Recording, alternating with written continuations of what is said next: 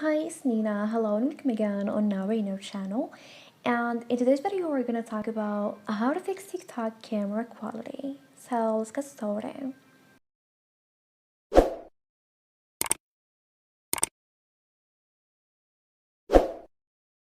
Well, after getting the app here, the first thing we're going to do is to tap on your profile at the bottom right corner.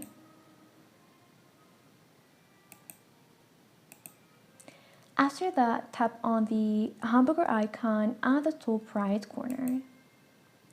This will pop up. Now choose the last option, Settings and Privacy. Now scroll all the way down,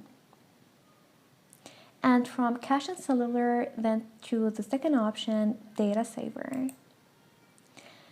And if this option is toggled on, then toggle it off, because if it is on, then it will reduce your data consumption when using cellular data, and videos may be at lower resolution. So if this is off, videos will be at a high resolution.